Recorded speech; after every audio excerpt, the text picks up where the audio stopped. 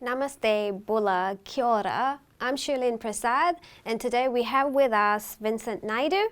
We're going to have a conversation around mental health and addiction in our community. Welcome, Vincent. Thank you, Shirley. I look forward to the conversation on mental health. It's a subject that's dear to me. Now, I'm sure our listeners and audience know you and know about you. Would you like to introduce yourself? Yeah, as I said, my name is Vincent Naidu. I'm just a resource and community support person. And I'm so retired, what I call actively retired, but I'm available to support our community agencies to ensure the well-being of all residents in our communities. Okay.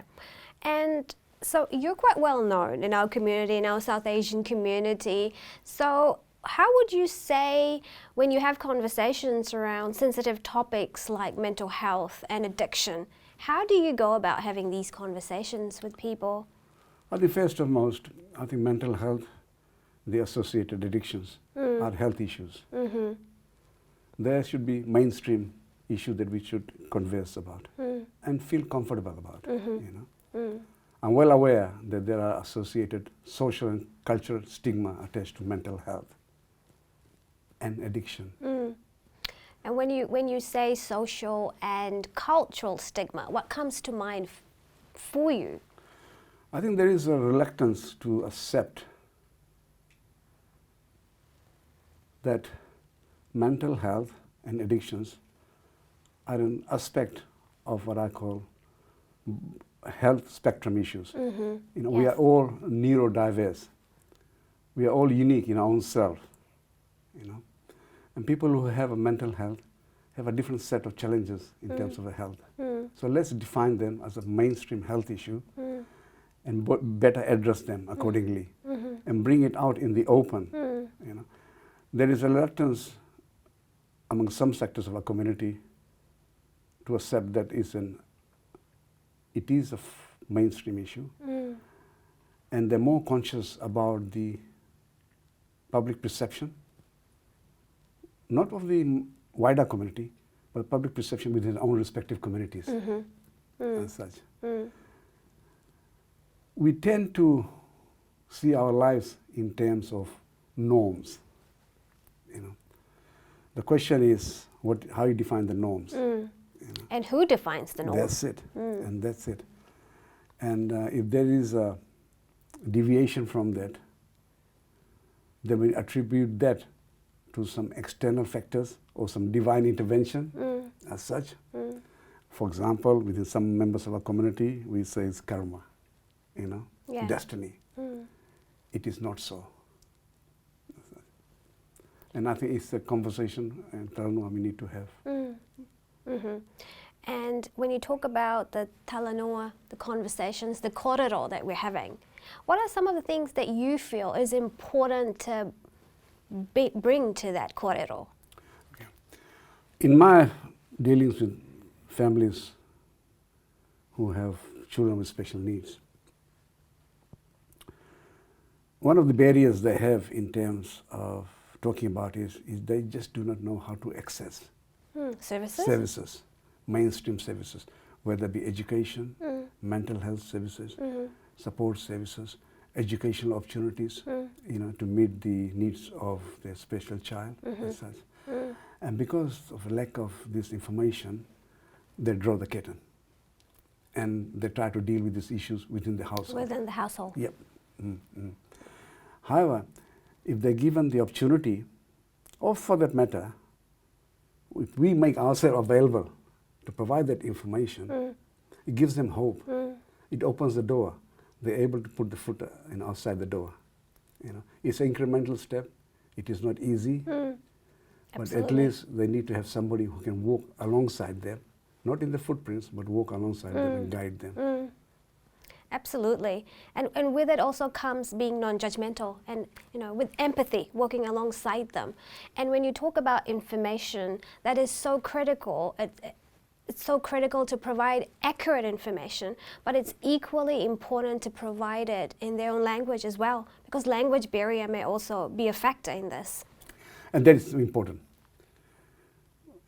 the information needs to be fit for purpose for the audience. Absolutely. It's not a one-size-fits-all thing. That's right. You need to pitch it to the audience. And our audience is diverse, you know, and multicultural, multi-layer, and from different socio-economic background. And that's a challenge for all agencies in this country. And that became quite obvious in the rollout of COVID, where we overlooked some key segments of our population, the Maori population, Pacific Island population, ethnic population. So we should learn from experience. The information should be relevant and purposeful for their needs, and conveyed in a manner that they can understand and absorb, basically. Absolutely. It's definitely complex, lots of layers to it.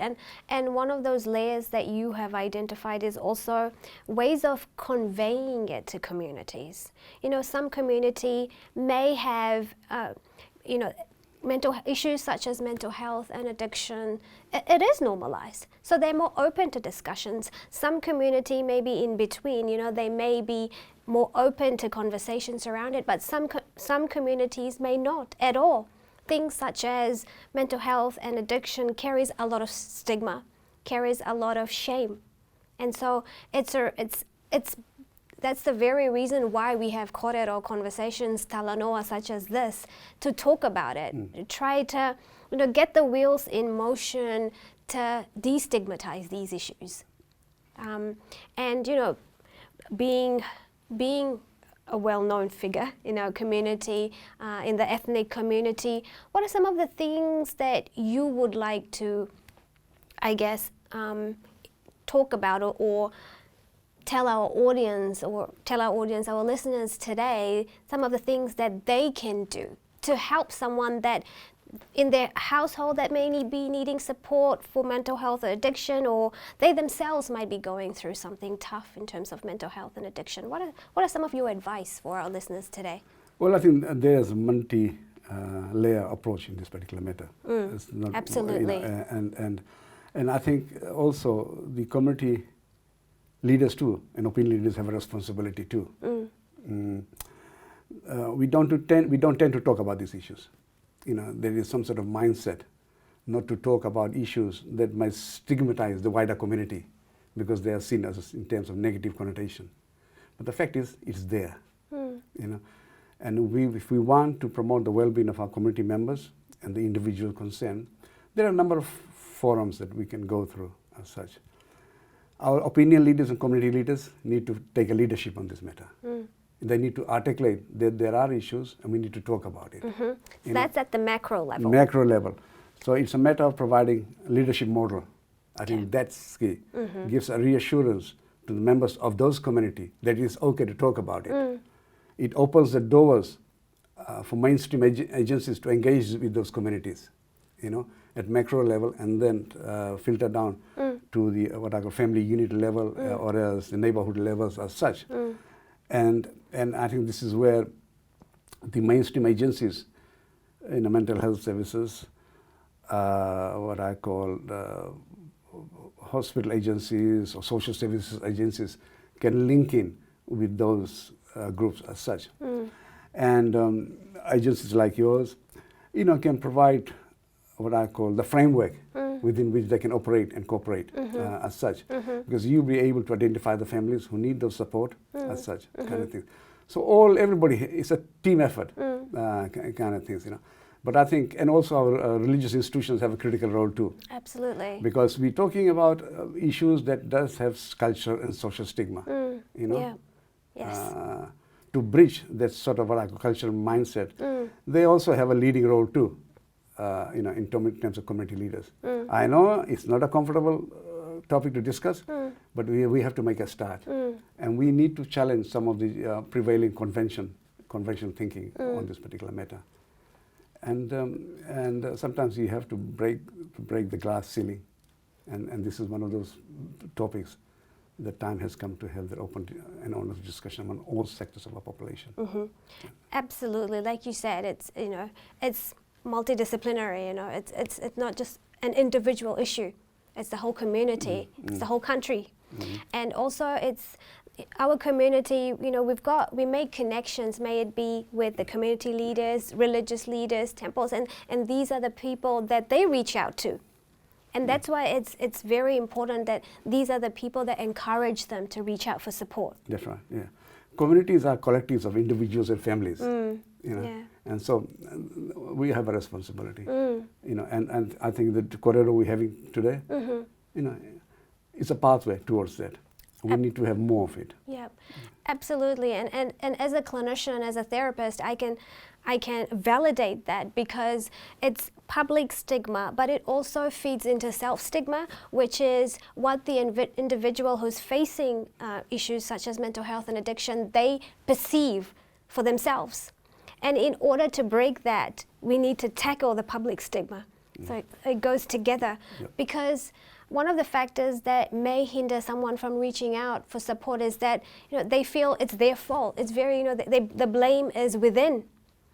But it's, you know, that's why we talk about things, we have these conversations, because it's not an individual thing, you know, it's like you say, it's a health issue, and it's a community effort for our people, for people in the community to reach out for support and get the support that they need. That's right, yeah.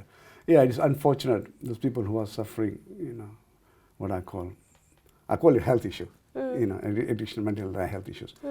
They further victimize themselves. Yes. They're already victims. Yes. You know, of the challenges they face, victims of the what I call misinformation, ignorance, you know, prevailing ignorance about the matter. They further victimize themselves. We want every member of a society, every individual to contribute, you know, to the full potential. You know, its well-being is good for the country, is good for the well-being of the respective communities and the individuals. So let's lift them up. Let's extend a helping hand, and those helping hand can come in many ways. Embrace them, involve them in your community activities, make sure they have access to appropriate information, support services, and be a treatment plan or therapeutic plan or counseling services or whatever it may be. You know, those are matters of appropriate diagnosis. But the first step is to make sure they're engaged in that process. Absolutely, and that's where the awareness comes in, for them to have, families to have awareness, communities to have awareness, that seeps down to then the individual level. When these people need support, they're equipped with the knowledge and the information. In one of my other interviews, I was asked whether, you know, what is the difference between the family intervention and then going to seek a health professional? And one of the things that I identified was that it's not either or, it's in addition. The more help that you provide somebody, the better. What are your thoughts on this? Well, it's a collaborative effort. Absolutely. You know, everybody has a part to play. It's a matter of defining what the role is, basically. But it's a collaborative effort. There is no divine intervention here as such.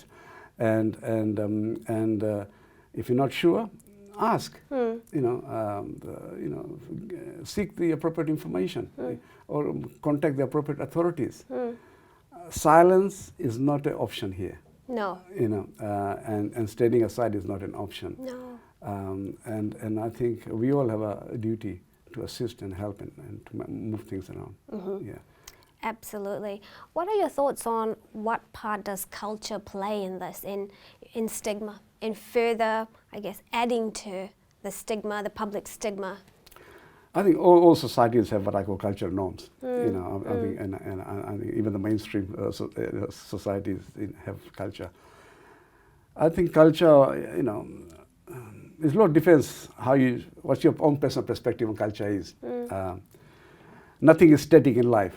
Everything evolves. Absolutely. Everything evolves. And the only constant thing in life is change. Change, basically, as such, yeah. And culture is defined by your social beliefs, the country you live in, international framework, how you perceive your world, your individuality, you know, as such. For example, I'm defined by, I have multiple identities. And what defines me is common humanity and quest for social justice. I'm not one-dimensional, I'm multi-dimensional. That's how I see culture. You know, if you look at the premise of culture, what defines them all is common humanity. You know, basically, as the foundation. Foundation. There's the baseline for me. I think Other things are what I call just norms or colorful attributes as such, you know, and that's how we need to see our culture basically as such, and that's a challenge for us. And this is where there are community leaders, religious leaders, people in position of influence can lead the way. Power, yeah. You know, empower people how they see themselves. You know, see that we all belong to this small earth. It is very small. Absolutely. You know, we are all interconnected. You know, and that's, you know, what unites is more than what differentiates us. And what differentiates is very superficiality as such. So they need to look the obvious as such. Thank you so much. One of the highlights from discussions with you, Vincent, was I guess trickles down to the importance of culturally responsive services as well. Yep. Because like you said, we're all diverse. And that was one of the key reasons why services such as Asha Services, you know, was established, so that there was a need, there was obviously stats and data to show that there was a large number of South Asians who were experiencing harm from gambling, and at that time there wasn't anything that could any service that could cater for the linguistic and cultural needs of this group, and that's why Asha Services was established. What are your thoughts around gambling? How prevalent do you think, when you talk about the, you know, of course mental health issue is there, there's also addiction issues such as gambling that's quite prevalent in our ethnic community as well. What are your thoughts around it? Yeah, I think gambling is another health issue, and I think the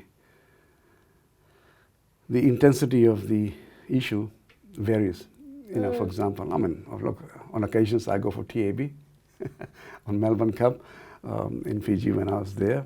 As such, I play cards and poker and things like that. It is an issue. It is an issue. It is an issue because it affects the household members. It is an issue for the individual because it's an addiction issue, and affects the individual in terms of their responsibility to themselves and their responsibility to their family members and extended family members. And you can see that in social deprivation in terms of instead of money being spent on essential items to have a livelihood, it's spent on somewhere else as such. And it is a more emerging issue as such, because we live in a digital age. We do. So access to gambling is at your fingertips. Absolutely. Online gambling is on the rise. Is early in the morning when nobody is watching. It's, you know, it's 24/7, and that is a challenge. What we hear is merely the tip of the iceberg. We just do not know the gambling addiction that is occurring behind closed doors. I've heard of children, you know, even people, you know, with gambling at early in the morning online as such. So it is an issue. And I think it's a conversation we need to have. And I think when we talk about gambling, we think of TAB or Sky City and things like that. You know, they are merely mortar and bricks. We need to talk about addictions that's available 24/7. Absolutely, online gambling, and thank you so much. And I just wanted to add on to that, because you know, gambling, it's not only about money. There's also families who are impacted. There's also the individual who is impacted. You know, their physical health, their psychological health, their work might be impacted, studies might be impacted. So it's not only about money. So if you are experiencing harm from gambling, or if you know someone who's experiencing harm from gambling, please don't hesitate to call us on 0800 862 342 to talk to one of our qualified counsellors. You can press 6 for Hindi. We also offer free counselling service for family members who might be impacted by gambling, and our services are, we speak Hindi and Fijian Hindi, and we're there to guide you through this. We're here to support you in a very non-judgmental. We're not there to judge. We're there to support. So please reach out. Thank you so much, Vincent, for your, all that you had to say. I think it was just very, very, very important information that you shared with us. And before we finish off, is there some takeaway message that you want to share with our audience? My takeaway is, kia kaha, be strong, and reach out. You know, we are here to help. And it's a journey, it's a shared journey for all of us. Absolutely. I've been through this. We have all been through it. So yeah, let's have a korero on this. Thank you. Thank you so much. And we all have our vices. For some of us, it might be alcohol. For others, it's other drugs, gambling. But you don't have to don't have to go through it alone. And it's okay to reach out for support. So if you're not doing well emotionally, or if you're experiencing harm from gambling, please reach out. 0800 862 342. Press 6 for Hindi. Thank you so much. Thank you.